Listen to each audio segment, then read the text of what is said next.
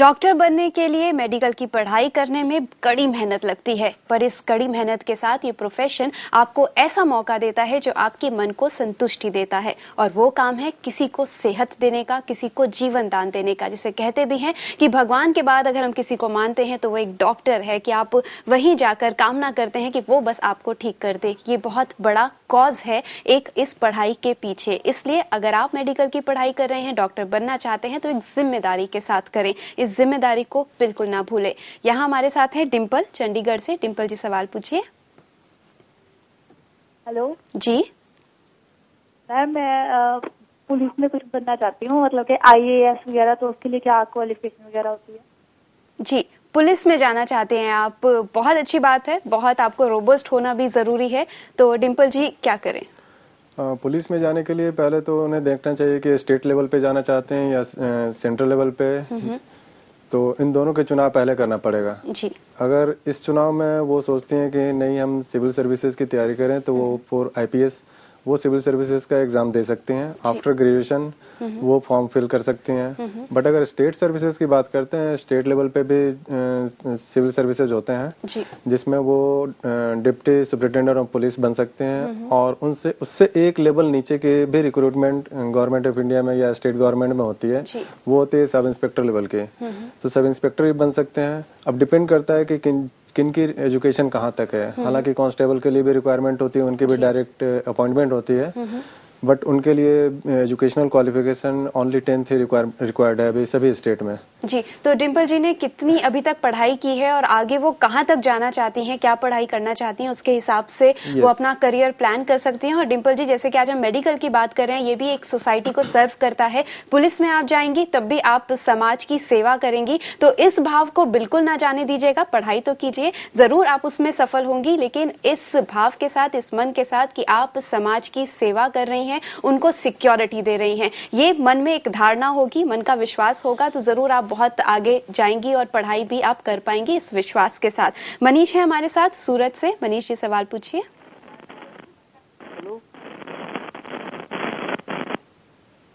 मनीष जी, आप हमें सुन सकते हैं? लगता है मनीष जी से संपर्क टूट गया है। सौम्या जी जुड़ी है हमारे साथ। सौम्या जी, सवाल पूछिए। हेलो जी। आई एम इन 10th जी। और मुझे मेडिकल ऑप्ट करना है। मुझे बस इतना पूछना कि हमें क्या करना होता है। ऐसा मुझे इतनी नॉलेज नहीं है।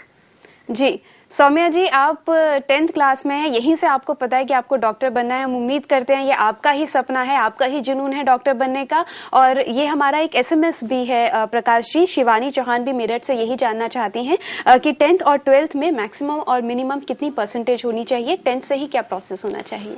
मेडिकल की जो एंट्रेंस टेस्ट होती है उसे क्लिक करने के लिए नॉलेज की जो रिक्वायरमेंट होती है, तो नो डाउट सभी बच्चों को मोर देन 60% तो आते ही हैं।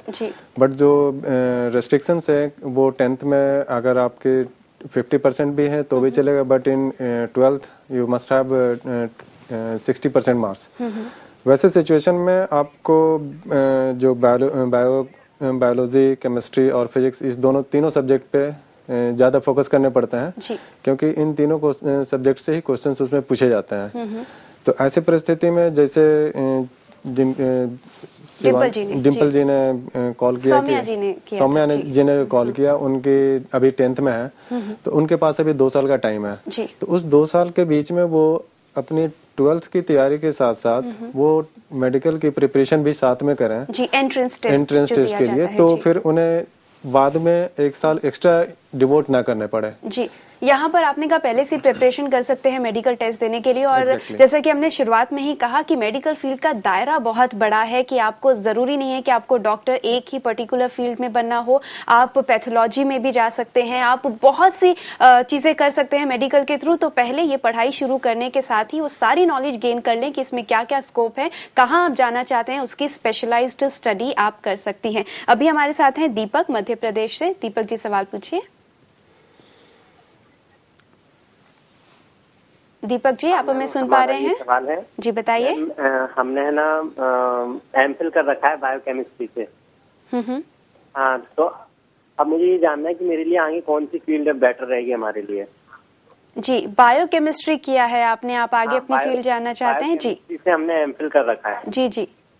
जी बिल्कुल, क्या है आपका आगे स्कोप ये हम जानेंगे, लेकिन उससे पहले हम एक एस्पेक्ट पे और बात करना चाहेंगे कि यहाँ पर जैसे हमारे अभी सवाल आ रहे हैं कि इन्होंने आधी स्टडी कर ली है मेडिकल, क्या करना चाहते हैं, लेकिन जैसे कि हमने शुरुआत में आंकड़े बताए, जो प्रकाश जी ने भी कहा कि पेरेंट्स का बहुत प्रेशर होता है या फिर पीयर प्रेशर होता है, तो ऐसी सिचुएशन में अपने सपने को आगे बढ़ाना, उसमें कॉन्फिडेंस रखना और अलग राह चुनना मुश्किल होता है। तो वो कॉन्फिडेंस कैसे लाया जाए, वो कन्वे कैसे करा जाए उन पेरेंट्स को जो बचपन से ही सपना सोच रहे हैं अपने बच्चे के बचपन से ही कि वो डॉक्टर बनेगा? देखिए, ये थोड़ा डाइसी सिचुएशन है, मानता हूँ इस चीज को कि बच्चों को काफी दिक्कत होती है इसमें, लेकिन एक चीज मैं इस मंच से ये कहना चाहूंगा कि आजकल के जमाने में एक्सीलेंस की वैल्यू है, एवरेज की वैल्यू नहीं है। जी, आप किसी भी फील्ड में जाएंगे, अगर आप उसमें एवरेज नॉलेज रखते हैं, एवरेजली अपने आप को रेट करते हैं, तो आप ये मानिए कि you are just wasting your time. आपको उसमें एक्सीलेंस चाहिए, और एक्सीलेंस के लिए आपको उसमें इंटरेस्ट होना जरूरी है, तभी आप एक्सीलेंस में जाएंगे। तो आपको अगर ये लगता है, आप आधी पढ़ाई भी कर चुके हैं और आपको लगता है कि नहीं मैं एक एवरेज डॉक्टर बन पाऊंगा या एक एवरेज उस प्रोफेशन में जा पाऊंगा, तो आपको ये हार्ड डिसीजन लेना होगा, बिकॉज ये जिंदगी भर के लिए आपको सालता रहेगा कि मैं एक एवरेज हूं और एवरेज की कहीं वैल्यू नहीं है। इस चीज को पेरेंट्स भी जान लें, इस चीज को बच्चे भी जान लें। तो जबरदस्ती थोपा हुआ कैरियर एक एवरेज प्रोफेशनल बाहर निकालता है। जी, यहाँ पर जो आपने बात कही महेश जी, ये स्टडी भी कहती है कि जब पेरेंट्स के प्रेशर से कोई करियर बनाता है तो जो बच्चे का कंपेटिटिव एक लेवल होता है, जो एक्सीलेंस होती है, उस पर बहुत फर्क पड़ता है, वो बहुत लो हो जाता है। इसलिए आप फोर्स ना करें अपने बच्चे को, ये जाने वो क्या करना चाहता है, देखिएगा कि उसमें वो एक्सीलेंस तक जाएगा और शायद आपके इम्पोज किए हुए करियर में वो एक एवरेज एक प्रोफेशनल ही बन पाए। हम यहाँ पे एक छोटा सा ब्रेक लेंगे, ब्रेक के बाद हम दीपक जी के करियर के बारे में भी बात करेंगे।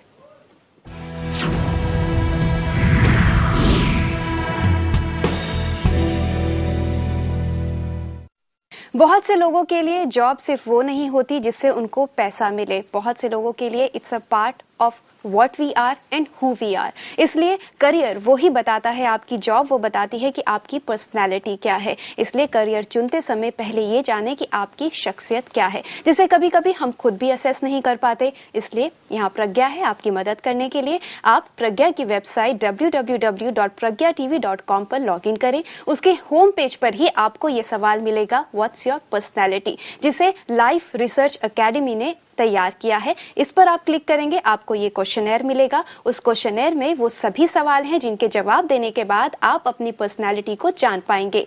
वो फॉर्म भरने के बाद आप हमें उसे कुरियर करिए, हम आपकी मदद करेंगे उसको असेस करने में, क्योंकि ये असेसमेंट आपकी पर्सनालिटी जानने के बाद हो सकता है कि ये आपको मदद करे आपका ड्रीम करियर चुनने में, so that you can choose your dream career and succeed in your dream career. अभी हमारे साथ हैं मनीष सूरत से। मनीष जी पूछिए अपना सवाल। हाँ जी मैडम, मैं हेलो जी बताइए।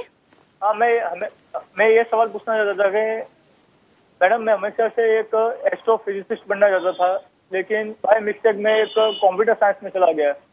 तो मैडम क्या एक जरिया अवेलेबल है मेरे कंप्यूटर साइंस के एग्जाम से कि मैं फिर एस्ट्रोफिजिसिस्ट बन सकूं? जी मनीष जी आप लाइन पर बने रहिएगा। प्रकाश जी आप समझ पाए जो उन्होंने जिस फील्ड के बारे में बताया? सिर्फ कंप्यूटर साइंस की बात समझ में आई, अभी किस फील्ड में की इंटरेस्ट है वो समझ में नहीं हाँ आया। मनीष जी, क्योंकि हम बहुत अच्छे से आपको नहीं सुन पाए, एक बार अपना सवाल दोहराइए और साफ शब्दों में बताइए।